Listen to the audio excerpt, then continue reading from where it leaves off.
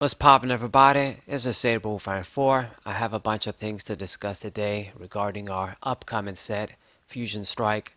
And of course, like I always do with these rants, I sort of give a brief review of our current set and what happened with it.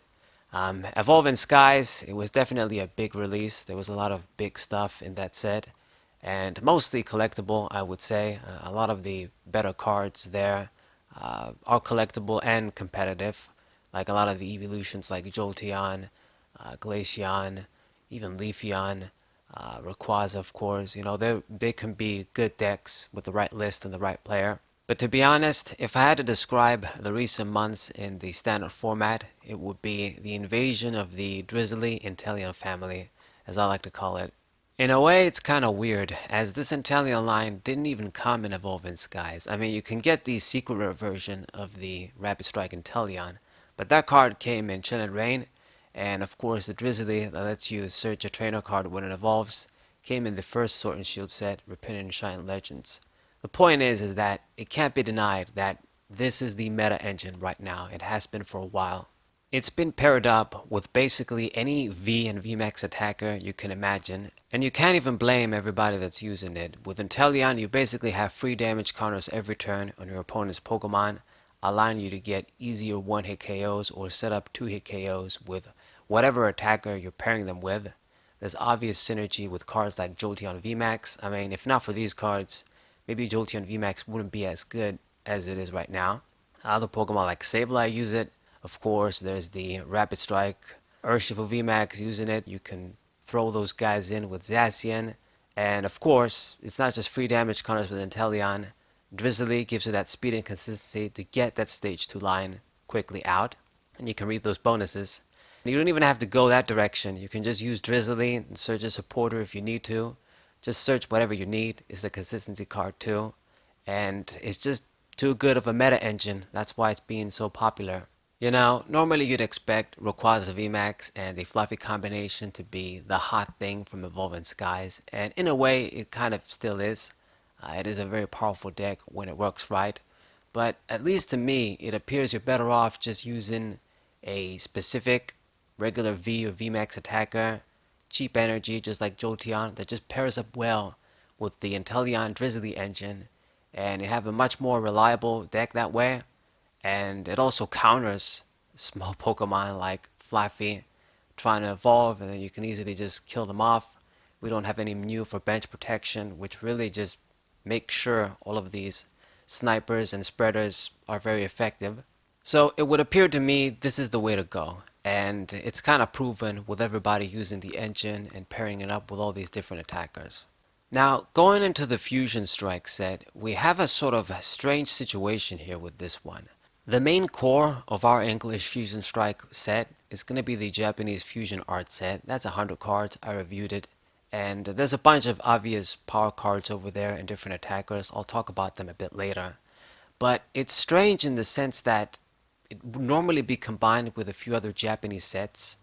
And there isn't really any other Japanese set that I know of. I mean, on Cerebi, they've got like the Japanese Celebration set and then the sort of VMAX reprint Japanese set that's gonna have like full arts and stuff with trainers like Red, Pikachu VMAX with Red, and all that good stuff. But there isn't any other Japanese mini set, I guess, to be combined with Fusion Arts. Maybe they're gonna combine it with the VMAX reprint stuff. I have no clue, to be honest. Normally there's a few sort of mini sets or one sort of big set, 100 cards. They get combined. We get our English set. They might remove some cards, add some promo cards, whatever. But this is it. I mean, we know our English set is going to be over 250 cards. At least that's what it says on Cerebi. It's going to release in around 2 weeks in English, so it's right around the corner. That's why I'm making this video. And then the other thing is that there was the rumor that we were going to get the TCG Live before Fusion Strike comes out or around the same time. So, the new set comes and then we also get the new mobile version of TCG Online, the new sort of program to play Pokemon TCG online. It's not going to be online anymore, the name. But there hasn't been any news regarding that. I don't know, maybe they'll do it in a few days, in around a week. They'll give us an update, what's going to happen. Maybe it's still a long way to come. I have no clue.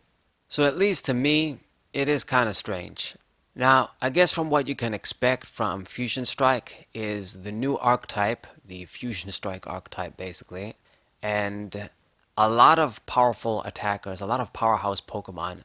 That includes VMAXs, Vs, and even regular Pokemon like Obstagoon, Latios Latias combination. Obstagoon is actually another Pokemon that can pair up very well with the Inteleon line, so you got that automatically. You get Bolton VMAX to go with Bolton V. It's going to do a lot more damage than the Bolton V we know of. There's Mew, of course, Mew VMAX. It's going to be able to copy your Fusion Strike Pokemon on your bench, so kind of what you would expect from Mew, copying other Pokemon's attacks. But I would say the biggest card for me, the one that's just so obvious to want it to be good, is the Chandelure V and Chandelure VMAX combination. This is basically Gengar Mimikyu GX 2.0, and that's putting it lightly as well. It does a lot of freaking damage. It has a built-in lock effect as well, locking your opponent's tools in hand, and that 70 multiplier is just too damn much. I mean, just 3 or 4 trainer cards stuck there, and you basically getting one hit KOs on almost anything. It's crazy, man. I mean, I estimate that if this card is popular, people are just going to drop playing a lot of tools altogether because they would just be stuck in their hand anyway with this guy's ability. Already giving you a lock-in ability that's good, and then this crazy attack. Easy to power up, even without Welder, just 2 energies, you can easily take care of that. It's freaking insane. Now, what I will say though is that we do have a bunch of very powerful water Vs and water Pokemon right now. Like, one of the other partners for Inteleon is the Ice Rider Calyrex, Suicune, Glaceon. Those cards are kind of popular, and they would check this guy. They would definitely easily one-hit KO him, so then you just lose 3 prizes just like that. But besides that, there isn't really anything else holding this card back. It does a lot of damage, has a powerful ability, stats are what you'd expect from a VMAX, and even the basic form is good. But I would think that this card is probably going to be more effective in Expanded, where there's not that much water, and you also can combine it with the Vileplume, get that full item lock right there, or maybe Omastar for those that want to use that.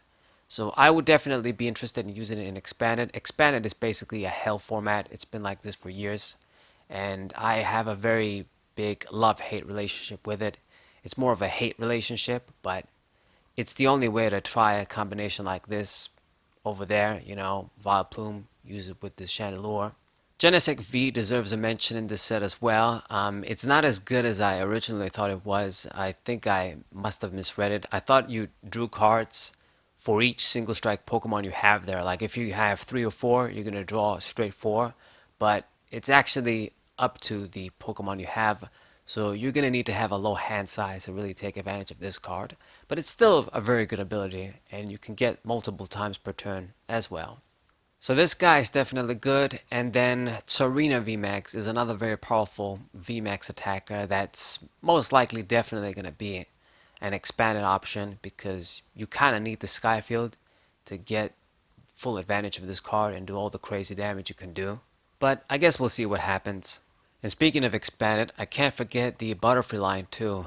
The Stage 2 Butterfree in this set might have a chance to shine finally with its Flash Fire pre-evolutions. If you guys remember them, you can instantly evolve into them and then play the Butterfree. So it's going to be an obvious combination with either the Salazzle that we got recently, or you can even try this with the old Dragon's Exalted Ninetales too, because you're going to be doing a lot of damage anyway. You have the ability to pull as well. Butterfree gives triple status, so both of those Pokemon can do a lot of damage right now. So that's another fun combination, I suppose. I mean, I'm not gonna lie, just from the Japanese fusion art set, we get so many powerful Pokemon and so many different crazy attackers that just alone with this Fusion Strike set is probably gonna be very, very strong for sure. It's not like Evolving Skies, where I think that set is mostly a collectible one. I mean, the evolutions, yeah, they're cool, Rayquaza is strong, but this one is definitely trying to make a statement here. There's just a shitload of powerful attackers. And regular Pokemon too, like the Latios combination might be cool. There's Obstagoon, there's a bunch of different other regular Pokemon that don't come to my mind.